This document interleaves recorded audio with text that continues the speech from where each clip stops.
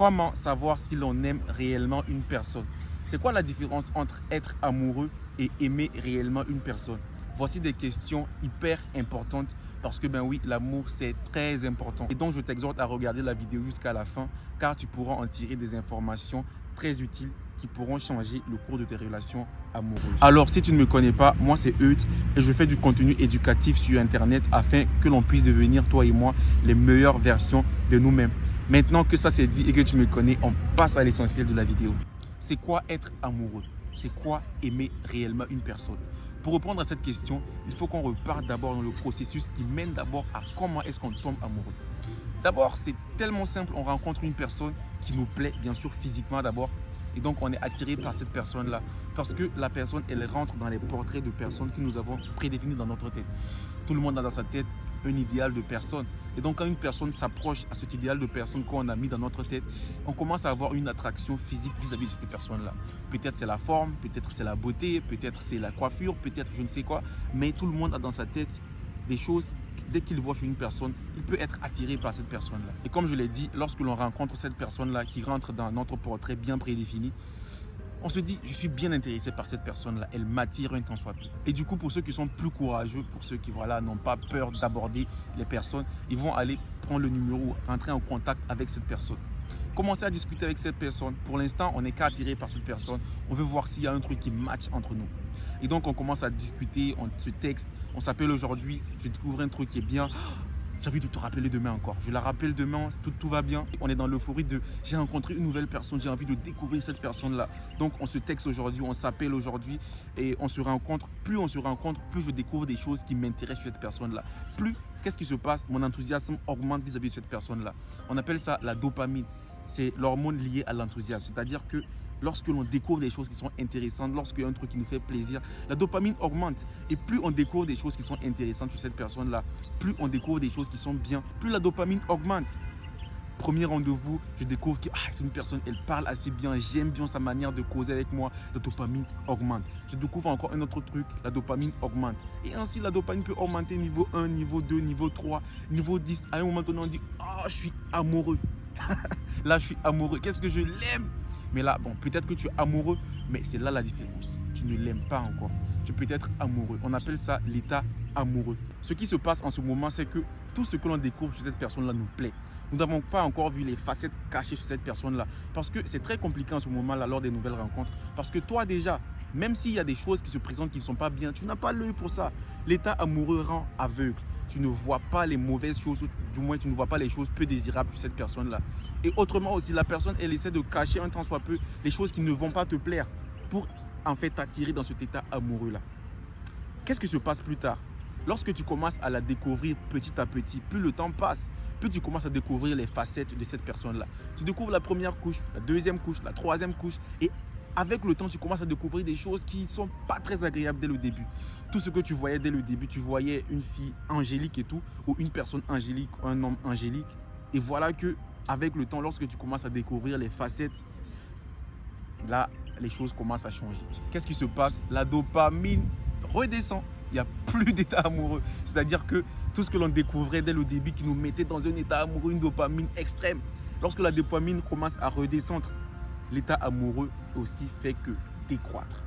Et commence à remarquer peut-être que j'aime pas trop comment elle me parle, j'aime pas trop comment elle s'habille, elle est pas si polie avec mes amis, et elle est pas comme ci, elle est pas comme ça. On commence à remarquer des choses sur cette personne-là. Et c'est là que tout se joue maintenant. C'est exactement en ce moment-là que l'on découvre si c'était juste un état amoureux ou s'il y a un truc qui peut matcher, ou s'il y a un truc qui peut tendre vers le véritable amour. J'appelle ça la période de transition où tout se joue carte sur table. Et lorsque nous sommes dans cette période de transition-là, c'est là qu'on commence à découvrir si ce qui se passait c'était un véritable amour ou si c'était juste un état amoureux, si on était dans une euphorie, si on était dans un état euphorique d'amour qui va passer un jour ou l'autre. Bien sûr que ce n'est pas si facile que ça. L'amour, c'est compliqué. Être amoureux, c'est facile. Tout se passe naturellement, tout se passe lorsqu'on a les yeux fermés.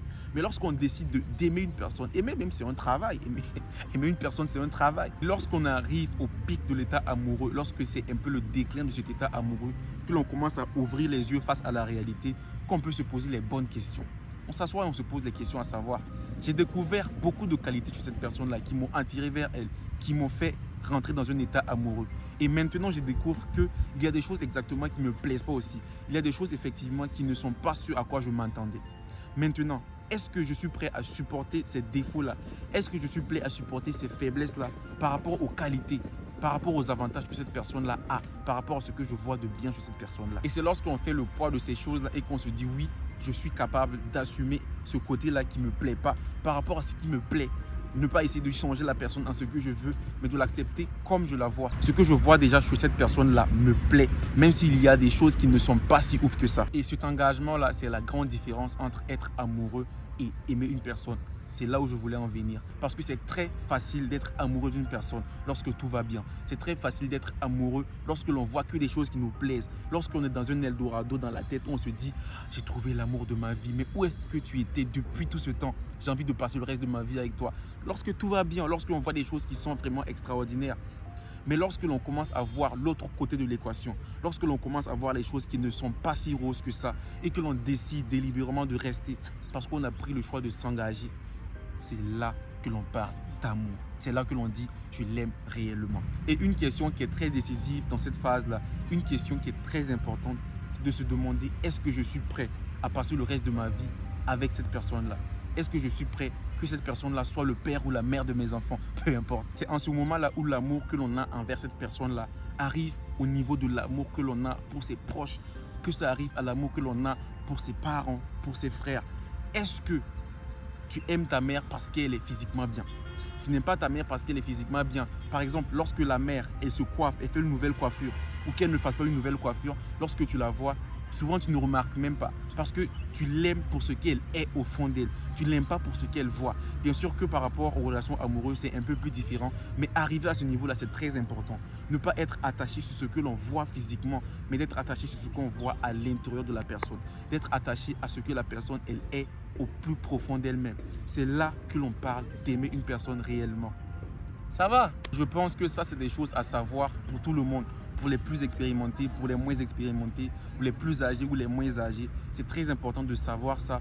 Car aujourd'hui, ce qui se passe, c'est que la plupart des relations qui se passent aujourd'hui, c'est plus tourné vers ce que l'on voit physiquement. Bien sûr que ça compte d'entrée de jeu, mais il ne faut pas que ce soit la chose sur laquelle on est le plus attaché. Si par exemple tu es avec une personne parce que tu vois un truc sur elle, lorsque ce truc-là disparaît, bien sûr que tu ne vas plus l'aimer parce qu'elle n'a plus ce que tu étais venu chercher. Tu aimes une personne parce qu'elle est physiquement bien. Lorsqu'elle est malade, est-ce que tu es prêt à rester auprès de cette personne-là dans les temps difficiles? C'est là que l'on parle du véritable amour. Parce qu'aujourd'hui, les gens sont là parce qu'ils veulent quelque chose. Peut-être que les gens sont là parce qu'ils voient que tu as de l'argent. Peut-être que les gens sont là parce qu'ils voient que tu es physiquement bien. Tu es beau, tu parles bien, tu sais faire un tas de choses. Elles viennent ou ils viennent vers toi parce que tu as ces qualités-là. Une fois que tu n'as plus ces qualités-là, une fois que tu n'as plus ce qu'elles sont venues chercher, elles disparaissent, l'amour finit. Et je fais une parenthèse sur le sujet pour parler aux gens de ma génération plus particulièrement, mais également aux gens de la génération d'avant moi et d'après moi. C'est également valable pour tout le monde. Lorsque vous n'êtes pas encore marié, lorsque vous êtes encore jeune et que vous êtes toujours en train de vous chercher, c'est là qu'il faut chercher l'amour. Parce que c'est là que l'amour véritable peut se construire. Une personne qui vient avec toi, malgré qu'elle sait que tu n'as pas d'argent, malgré qu'elle sait que tu n'as pas la situation stable qu'elle aimerait avoir et qu'elle décide de faire cavalier avec toi, c'est là qu'on parle du véritable amour. Parce que c'est plus facile pour les gens d'attirer des gens vers eux. C'est plus facile lorsque tu es célèbre. C'est plus facile lorsque tu as de l'argent. C'est plus facile lorsque tu es dans un rang social bien élevé d'attirer des gens vers toi. Maintenant, est-ce que ces personnes-là sont là pour les bonnes raisons? Est-ce que ces personnes-là sont là pour les bonnes raisons? Toi, tu peux bien aimer la personne. Toi, tu peux aimer la personne comme je l'ai décrit dans la vidéo. Mais est-ce que cette personne-là t'aime également en retour? Pourquoi est-ce qu'elle est là? Et ça va faire l'objet de la prochaine vidéo sur la chaîne. Et on va savoir quand est-ce que l'on sait si une personne t'aime réellement ou s'il est là pour d'autres motivations. Merci d'avoir regardé la vidéo. C'est un plaisir pour moi de partager cela avec toi. Et j'espère que ça pourra t'aider, toi et les gens de ton entourage. J'espère que tu pourras partager la vidéo à tous ceux qui voudront bien m'écouter. Merci et on se dit à très prochainement sur la chaîne. Prenez soin de vous.